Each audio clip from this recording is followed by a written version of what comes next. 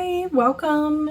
If you're new here, my name is Laura. I go by lordcanda, and I am the author and artist for my work in progress novel series, Courage and Ambition. And today we're gonna get into a little bit of the lore and witchy side of the novel and the illustrations because it's October, and we're also gonna go apple picking, and I get my hair cut, so the little video. This is gonna be a longer than normal video. By normal, I mean like longer than the last couple of videos that I've done, and I hope you'll stick with me, maybe draw alongside me as we get chatty and talk about all the stuff coming up. So, I actually wanted to start off by talking about where I'm at in the writing because I am a pretty shy person when it comes to my creative side, and I'm really trying to work through that. So those of you who already follow me probably have noticed that I'll just kind of like bloop, drop something and then just like give it no context and run away, like hide and scared, and like what I feel like it might be hard for people to kind of like follow what I'm trying to do, but I also have like no idea how to avoid spoiling. So I want to talk a little bit about that. I'm gonna take a quick pause though because I am still new at audio, and I've recorded a couple things a couple different ways, a couple different times, and there's always a problem with my mic, so I'm gonna try and just do like a long talking head every now and then, but I don't have like the greatest equipment. I have my like cell phone, so we're gonna see how it sounds like real quick before I get way too chatty. Okay, so on to the rant. I shouldn't call it that. That just sounds like I'm putting myself down. Yeah, on to our chat. It's gonna be chatty, like I said, and even though it is tank top weather in terms of like temperature, we are in the middle of October, and again, it's just a great month for feeling like kind of spooky, and I want to dive into where I'm at with my writing and like be more open and like actually kind of record the process and meet other people who are going through the similar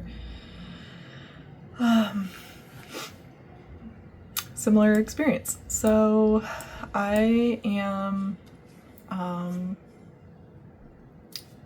have begun book 2. I think I'm gonna have, well, I'm planning on writing a 5-book series, and I have a plot to make it up to 7 books, but trying to stay realistic.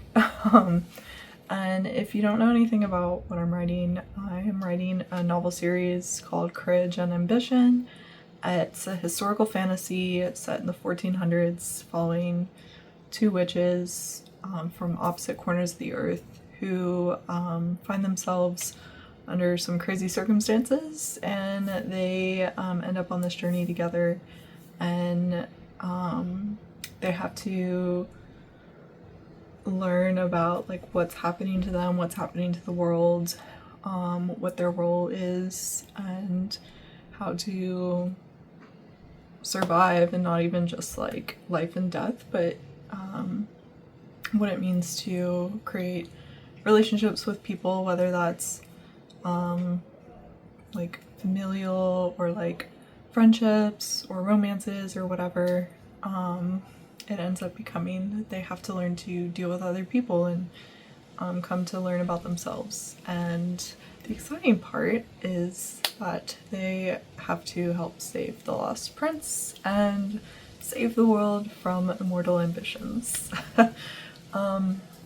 I have been kind of a huge fan of surrealism, like in novels, so my magic system is definitely not a hard magic system. It is it is what I call surreal magic.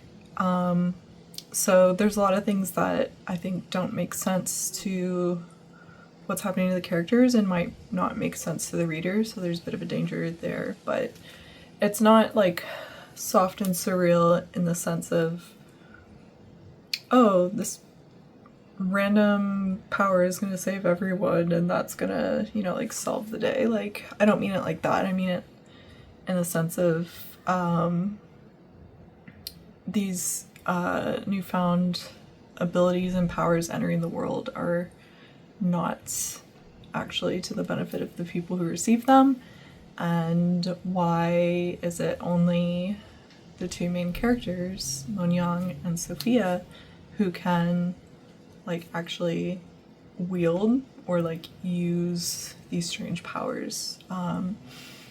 So essentially there's strange things happening in the world, and it starts about 20 years prior to the novel's start. And and when I say it starts, like, this is a phenomenon happening across the world, and women are driven mad, babies are being born like mutilated, and this is something that maybe communities have experienced before, but what happens over the span of 20 years is these occurrences are happening very frequently. And in addition, as time progresses, you find more instances of unnatural abilities, unnatural occurrences, and this causes people to become very nervous, anxious, upset, as one might expect people to do when humans aren't familiar with something. They oftentimes turn to fear. They don't know what to do with their confusion. So this kind of like influence that's happening on the world is really only happening to women, or at least like 98% of people affected, I will say. It's really only women who are getting affected and potentially having like powers. These powers are often emotionally triggered or driven, and these powers are completely like passive. So like women don't have control. They can't like use whatever is happening to them like against something, against themselves, against whatever, to protect themselves. There's no like, it's just a totally passive thing that's happening. And that's like where a huge deal of fear comes from for those affected, which is why there is like using words that would have been used during this time frame of the 1400s, why so many of these women are driven to madness, because they can't understand what's happening to them, they can't control what's happening to them, and they are oftentimes hurting themselves or even people they love and care about. And then also oftentimes being persecuted because people are confused and turn to things like religion or like fear from like folk tales and things like that, and so they're trying to respond to this unknown that's happening. So this is kind of like the setup. This is what's happening in the world, and so the book starts off in Constantinople right before the Ottoman Empire finally takes the city, and we see the end of the Byzantines, the end of the Romans. And I think this is like a really fascinating point in history, but I'm not going to talk about like the history side of things. I do want to preface that my novels are absolutely, there is no attempt at historical accuracy or like historical timeline. This is not, I use history only because It's like early 1400s. It's kind of the same geography of our world. There are historical figures that appear in the novels, but like this is not the earth that you and I live on. Like this is like kind of an alternate earth trajectory, and I don't want to go too far into the like alternate world or like, you know, different theories or even like what's fantasy or what's sci-fi and like what, anyway, that's a whole nother story. So I do want to just kind of preface that there is historical context that I try to build off of and I have a great interest in. I try to be really respectful of events or historical characters and like what they mean, but there's I am not trying to say this is how this person was or anything like that. Like this is totally fictional, so please take that with a grain of salt. But back to the lore. So it's like Constantinople, the crossroads of the world, as many people refer to present day Istanbul. It's the meeting of Europe and Asia, and it just felt like a really logical place to start my book for a variety of reasons that I can go into in a different video, or you can read it when it's out. So we find Sofia in Constantinople. She's not supposed to be there. That's not where she's from. She's actually Venetian. And when you read it, you'll learn more about like what she's doing there, where she is and why. But essentially, more women are giving birth to these disfigured babies, and Sofia gets caught up in the outcome of a mob rioting and response to one of these births being within the city. So that's kind of like how the characters get, or how the story gets started with Sofia, is like in response to one of these strange occurrences. People are anxious, upset, as these occurrences seem to be increasing in their frequency. And we also have a special delegation, and it starts off kind of like unclear, and you'll have to read obviously, but a special delegation will be coming from the Ming Dynasty. Again, like we'll get into history and that side of the story later. And one of the characters who so I have to take a break.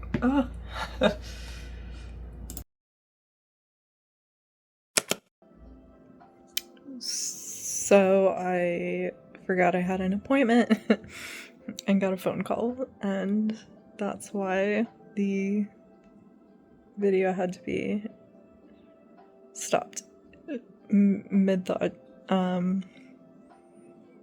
But yeah, I was talking about how Sofia is in Constantinople and like how her story gets started.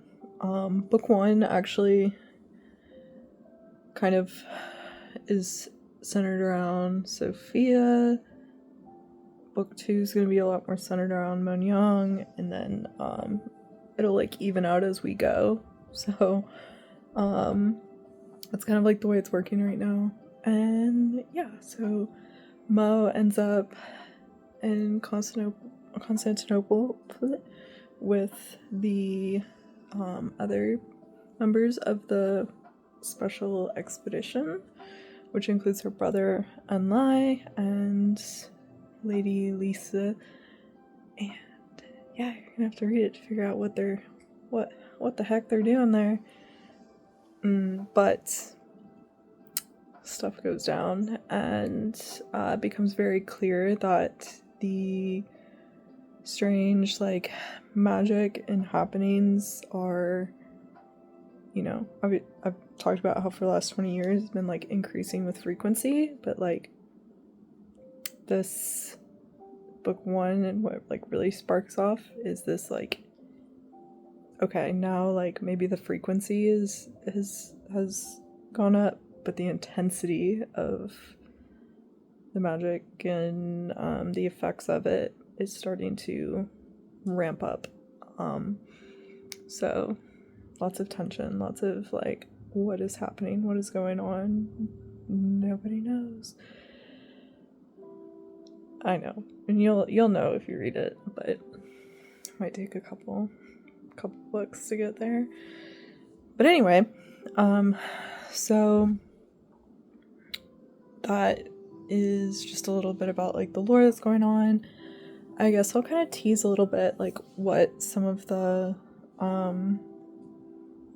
sorry for the shakiness. I'm literally holding my phone because I just don't care too much about the lighting at this point, because there is no good lighting at this time of night, and if I don't finish this video, then like it's not gonna get finished. So I'm just gonna keep moving. So yeah, like some of the ways that people are affected, or like what are some of these magic, I don't want to say like abilities, but like I don't really know how else to describe it. And I don't want to spoil anything, especially in the first book, but like some of the things that happen to people include like ability to understand and communicate with animals, the ability to see through, like, I don't want to be like, ooh, space and time, but like see through yeah, I guess space. Anyway, I don't know how to describe these things. Another that I'm really excited about is someone who is, a lot of these powers are actually like how people are perceived. So like another character that I look forward to writing coming up soon is a character who's basically perceived by other people as like supposed to be there. Like, obviously this person is supposed to be here, supposed to be in this room. They're perceived as belonging. And we also have some more like notes on, I want to say like feminist issues, like someone who is perceived by people that see her as like their idea of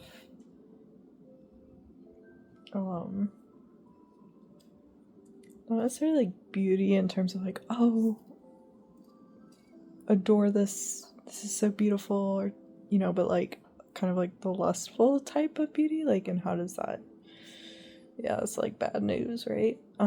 So there's a lot of ways that these powers affect women. Healing is kind of like a traditional, I guess, like power, but that one will be a bit of a surprise. The ability to communicate, like understand people regardless of language, things like that. So I'm always like brainstorming and coming up with new ones too, but I really don't want to like spoil anything. But yeah, those are just an example of some of the like, I guess, like abilities or effects that some women have and or like feel. And so like I've said before, the difference in Mo and Sofia is that they can actually control what happens, or like what they're able to do, and they're still discovering what they're able to do and what it means to control it. So like I'm definitely not going to spoil any of that, but that's what makes them the standout main characters. So yeah, I think it's like, I don't know if you can hear that. My kitty cat is demanding food, but he can wait. So yeah, that's pretty much the like quick synopsis. Oh, and we also have a character who is unaffected by people that are affected.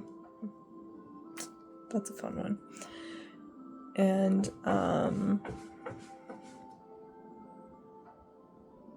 yeah, I really don't want to spoil anything. This is so hard. Like, it's really hard.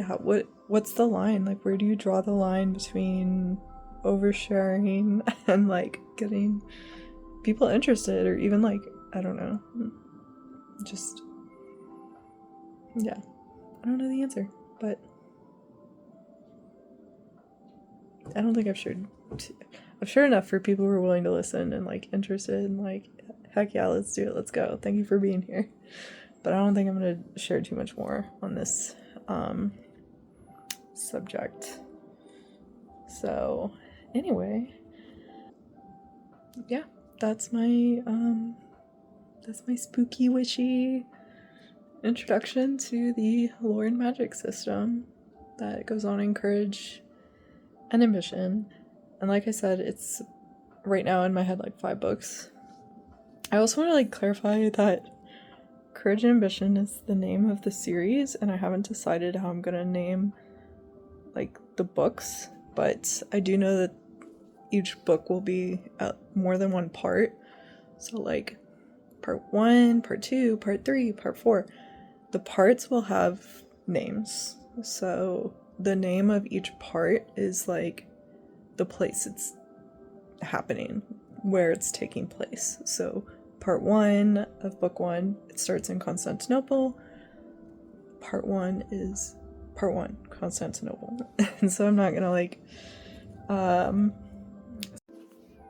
I somehow turned my camera off. So I'm not going to spoil any of like the next couple of scenes, but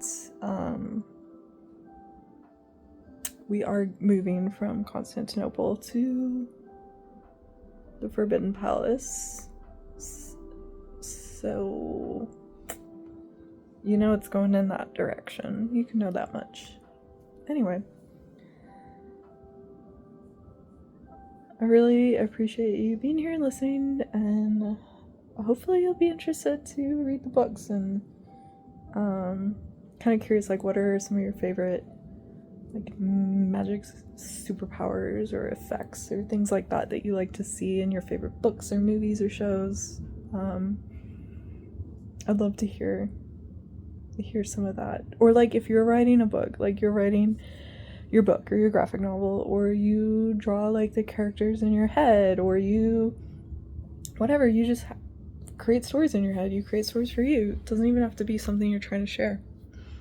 Like, curious, like, what's your character's like specialty, special bit, special power, special ability, whatever. I'd love to hear about it. And so please drop it in the comments and let me know.